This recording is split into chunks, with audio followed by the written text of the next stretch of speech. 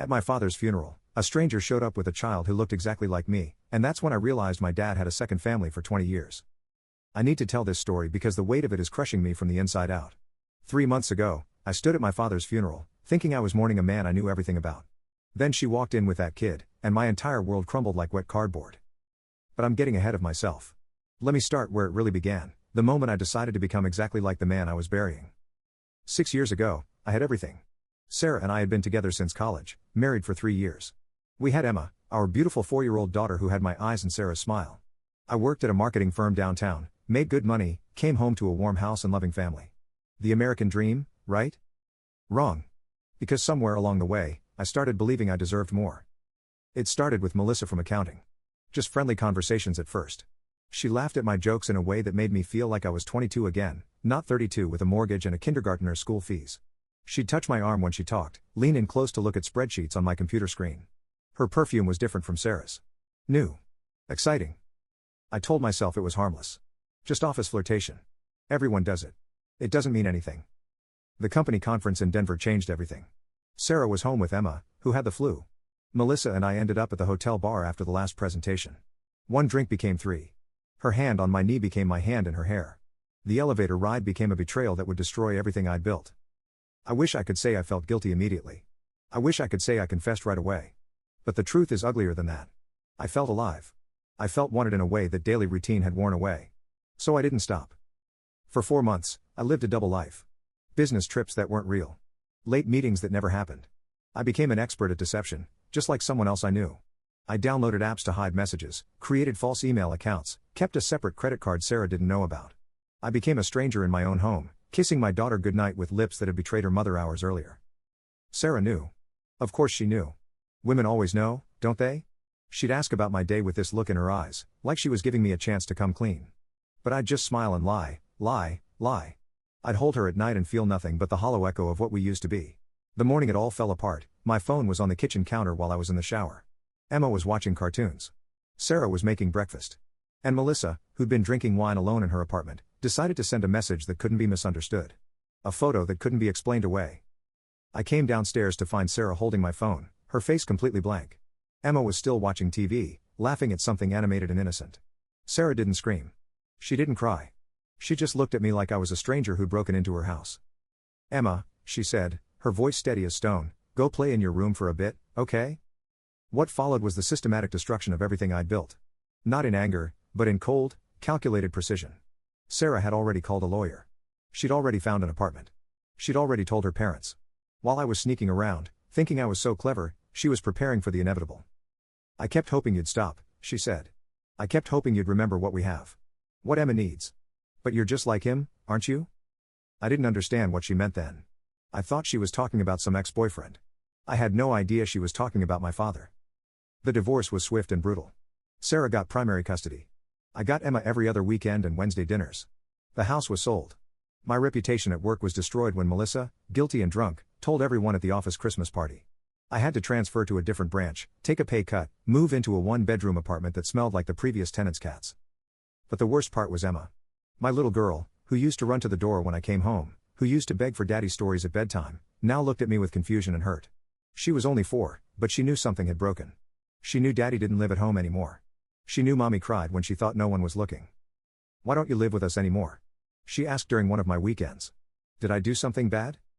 How do you explain to a 4-year-old that daddy destroyed everything because he was selfish?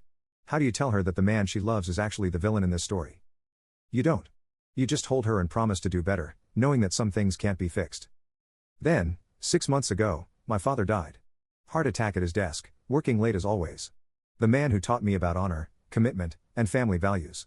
The man who'd been married to my mother for 40 years. The perfect husband. The perfect father. Or so I thought. The funeral was everything my father would have wanted. Dignified. Traditional. The church was packed with colleagues, friends, extended family. My mother sat in the front row, the picture of graceful grief. My sister flew in from Seattle with her family. Even Sarah came, bringing Emma, because despite everything, she said Emma deserved to say goodbye to her grandfather. I was giving the eulogy, standing at the podium, looking out at all these faces that had known and loved my father. I was talking about his dedication to family, his unwavering moral compass, the way he taught me about integrity. The words tasted like ash in my mouth because I knew I'd failed to live up to any of it. That's when I saw her. She stood at the back of the church, wearing a simple black dress. Mid-40s, elegant in an understated way. But it wasn't her that made my voice falter mid-sentence. It was the teenager standing next to her. A boy, maybe 17, with shoulders just starting to broaden into manhood. He had my father's nose. My nose. My jawline. My eyes. He looked exactly like my high school graduation photos. The woman met my gaze across the church, and in her eyes, I saw recognition. Not of me, but of this moment. She'd been waiting for this. She'd known this day would come. I stumbled through the rest of the eulogy, my mind racing. When the service ended, I watched her approach my mother during the reception. Watched my mother's face go from polite confusion to shock to something that looked like resignation? She knew. My God, my mother knew. The woman's name was Helen. The boy was Marcus. And for 20 years, they'd been my father's other family. Not an affair. Not a mistake. A full, complete, parallel life. A house 40 minutes away. Birthday parties. Christmas mornings. Baseball games and school plays. A son who called him dad and had no idea he had siblings until a week before this funeral. Helen hadn't come to cause drama. She'd come because Marcus deserved to say goodbye to his father. She'd come because 20 years of hiding was enough. She'd come because my father had died at his desk, working late, except he wasn't at his office. He was at their house, helping Marcus with college applications. My mother pulled me aside, her grip on my arm tight enough to bruise. Not here, she hissed. Not in front of Emma. But Emma had already noticed Marcus. Kids notice everything, don't they? She tugged on my sleeve, looking up at me with those innocent eyes. Daddy, why does that boy look like you? The reception dissolved into chaos, but a quiet kind. The kind where everyone pretends nothing is happening while everything falls apart. Relatives whispered in corners. Helen and Marcus left quickly, but not before Marcus looked at me with eyes full of questions I couldn't answer. My mother waited until everyone was gone before she broke down. Not in tears, but in bitter, angry laughter. 20 years, she said. 20 years of business trips and late meetings. 20 years of another woman raising his child. And I stayed. I stayed because I thought keeping the family together was more important than my pride. She looked at me then, really looked at me, and I saw myself reflected in her eyes. Not her son, but another version of the man who'd betrayed her. I knew about your affair, she said quietly. Sarah told me. And do you know what I thought? I thought, just like his father. You inherited more than his nose, didn't you? The truth was suffocating. Every memory of my father was now tainted. Every lesson about honor, every talk about commitment, every proud moment, all of it was built on a foundation of lies. He'd stood at my wedding, toasted to faithful love, while maintaining another family across town. He'd held Emma as a baby while his other son was starting middle school. But here's the thing that really destroyed me. Marcus was a good kid. Straight A's. Heading to college on a partial scholarship. Volunteered at a youth center. Helen had raised him well, despite the circumstances. My father had been a good dad to him, too. Present. Involved. Loving. He'd given Marcus everything he'd given me, except legitimacy. Sarah found me later that night, sitting in my car outside the funeral home, unable to drive, unable to move. Now you know, she said simply. This is what it feels like to realize the person you loved was never who you thought they were. She was right. But she was also wrong. Because I wasn't just grieving my father or his lies. I was grieving the realization that I'd become him without even knowing that's what I was becoming. The next few weeks were a blur of revelations. The will reading, where we discovered my father had left provisions for Marcus's education. The second house, titled in Helen's name. The photographs Helen eventually shared, showing my father at Marcus's little league games while I thought he was at conferences. My sister took it the hardest. She'd idolized our father, named her son after him. Now she couldn't look at her own child without thinking about the brother she'd never known existed. My mother filed for a posthumous divorce, if such a thing was even possible. She wanted his name off everything, wanted to erase 40 years of marriage like they'd never happened. And Emma? Emma started asking questions I couldn't answer. Why is Grandma so sad? Who is that boy? Why doesn't he live with Grandma? Children adapt to broken families. They adjust to divorce, to custody schedules, to 2 homes and 2 sets of rules. But how do you explain that their grandfather, the man they loved, had another family? How do you explain betrayal that spans generations? You don't. You just watch as their innocence erodes a little more. It's been 3 months since the funeral, and I'm sitting in my apartment, watching Emma color at my coffee table. It's my weekend with her. She's drawing our family, but it's all wrong now. Stick figures scattered across the page instead of grouped together. Mommy in one corner. Daddy in another. A confused scribble where Grandpa used to be. Marcus reached out last week. He wanted to meet properly, to understand who his father really was. We met at a coffee shop, 2 strangers who shared DNA and nothing else. I didn't know, he said immediately. About you. About any of it. He told me his other family died in a car accident when I was a baby. He said that's why we couldn't talk about them. A lie to cover a lie to cover a lie. It's almost impressive in its audacity. Marcus is a good kid. Better than I was at his age. Better than I am now. He showed me photos from his phone. My father at his science fair. My father teaching him to drive. My father at his high school graduation just 6 months ago, proud and beaming, probably telling everyone around him about his brilliant son. He was a good dad, Marcus said quietly. I know that doesn't help you, but he was. He never missed anything important. He was always there when I needed him. The thing is, he was a good dad to me too. That's what makes this so much worse. He wasn't absent or neglectful. He was present and loving and involved. He just managed to be that for two families simultaneously, like some kind of emotional double agent. Helen won't speak to my mother, and I don't blame her. But she sent a letter through a lawyer, explaining her side. She'd met my father before he married my mother. They'd broken up when he got the job opportunity that moved him to our city. She found out she was pregnant after he'd already married my mother. He promised to divorce her, to make things right. Then I was born, and he promised to wait until I was older. Then my sister was born. Then Marcus started school. Then. 20 years of then. She knew about us the whole time. Marcus grew up knowing he had a father who couldn't be there all the time because of work. She watched my father juggle two lives, lying to everyone, including himself about what he was doing. I'm not proud of it, her letter said. But I loved him. And he loved Marcus. That has to count for something. Does it? Does love count when it's built on deception? Sarah and I are trying co-parenting therapy now. Not to get back together, that ship has sailed and sunk. But to figure out how to raise Emma without passing on this legacy of betrayal. The therapist says children learn relationship patterns from their parents. They internalize what they see as normal. What has Emma internalized? That daddies leave. That love isn't enough. That families break apart for reasons she can't understand. Last week, she asked me if I have another family somewhere else. If she has brothers or sisters she doesn't know about. The question hit like a physical blow because how could I blame her for wondering? In her world, that's what men do. They have secrets. They have other lives. No, baby, I told her. You're my only family. You and mommy, even though we don't live together anymore. She looked at me with eyes too knowing for a 5-year-old and said, that's what grandpa probably said too. My mother is selling the house. 40 years of memories, and she wants none of it. She's moving closer to my sister, starting over at 65. She found receipts going back years. Jewelry she never received. Vacations she never took. A whole financial life she knew nothing about. I was so proud of him, she told me last week. Working so hard to provide for us. Never complaining about the long hours. I used to brag to my friends about what a dedicated husband he was. The irony is choking. But here's what really haunts me, I see myself in this story, just one generation removed. I betrayed Sarah the same way my father betrayed my mother. I created secrets, lived a double life, destroyed trust that can never be rebuilt. The only difference is my deception lasted months, not decades. My betrayal created one broken home, not two. Is that better? Or is it just a difference of degree, not kind? Marcus wants a relationship with us. He wants to know his siblings, his other family. My sister refuses to see him. My mother can't bear to look at him. And me? I see my father every time I look at this kid who did nothing wrong except exist. Emma will grow up knowing about Marcus eventually. She'll understand that families can be complicated, messy, built on lies that span decades. She'll learn that the people we trust most can harbor the biggest secrets.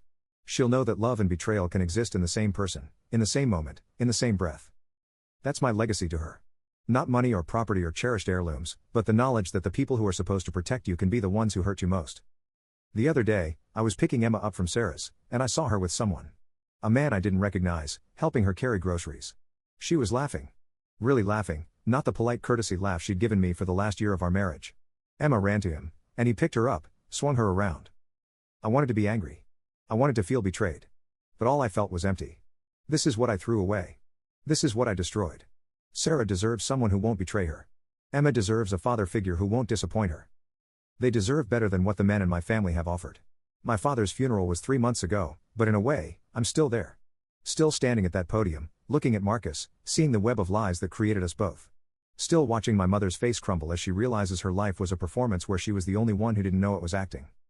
Still seeing Emma's confused face, trying to understand why her family looks like a puzzle with missing pieces. I've started writing letters to Emma for when she's older. Trying to explain, to apologize, to warn her. I tell her about the choices we make in moments of weakness that define us forever. I tell her about the weight of secrets, how they poison everything they touch. I tell her that love isn't just a feeling, it's a choice we make every single day, and I chose wrong. I don't know if she'll ever read them. I don't know if they'll help or just hurt more. But I need her to know that she wasn't the reason her family fell apart.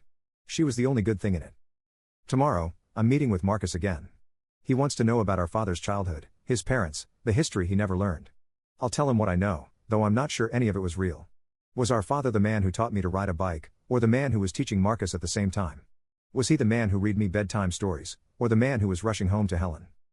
Was he anyone at all, or just a ghost wearing different masks for different audiences? I used to think the worst thing that could happen was Sarah finding out about my affair. I was wrong. The worst thing is becoming a cautionary tale for my daughter, a reminder that trust is fragile and people are weak. The worst thing is knowing that someday, Emma might look at the people she loves and wonder what secrets they're hiding, what lies they're living. Because that's what we've taught her. That's the inheritance we've given her. My father is dead, but his choices echo through generations. My choices echo too.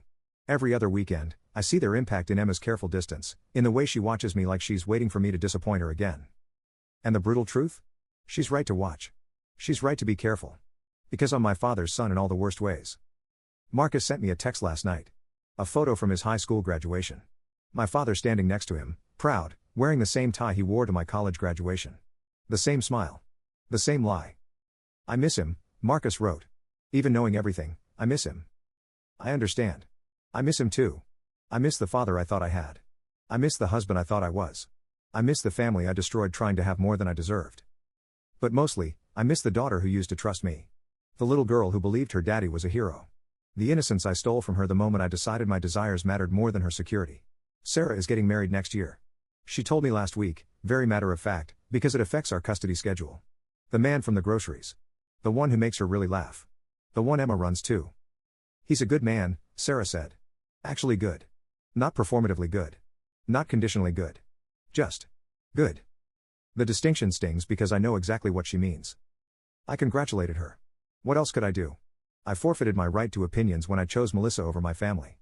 I gave up my voice in Sarah's happiness when I made her miserable. Emma will have a stepfather.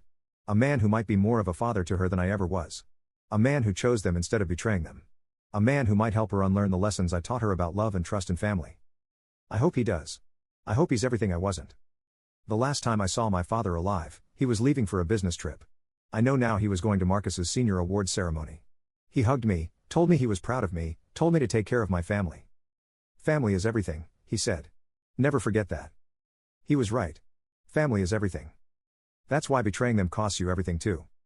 I stand in my empty apartment, looking at Emma's drawings on my refrigerator. Stick figures scattered across pages, never touching, never together. This is her normal now. This is what I've given her. My father left me a house built on lies that took 20 years to collapse.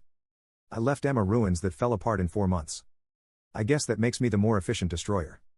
She draws herself smaller now, tucked into corners of the page. She draws me far away, sometimes off the edge entirely. She draws her mother with someone new, someone better, someone who stays. She's 5 years old and already knows that love is conditional, that families fracture, that the people who promise to protect you are the ones you need protection from. That's my real inheritance. Not the money or the house or the family name, but the generational curse of men who wanted more than they deserved and destroyed everything reaching for it. Marcus wants to change his last name to his mother's. He says carrying our father's name feels like carrying a lie. I understand. Sometimes I want to change mine too, to become someone else, someone who didn't inherit this tendency toward destruction. But changing your name doesn't change your nature. My father proved that. He was 2 different men with the same broken core. I'm just one man with the same weakness, the same selfishness, the same capacity for devastating the people who love me most. Emma will grow up knowing this. She'll date wondering if every man is hiding something. She'll marry with one eye on the exit. She'll love with her guard up, always waiting for the betrayal, always ready for the reveal. Because that's what I taught her. That's what my father taught me. That's what we do. We destroy from the inside out, one lie at a time, until all that's left is the echo of what could have been. I am my father's son, and that's the worst thing I've ever had to admit. And Emma? Emma is my daughter. God help her.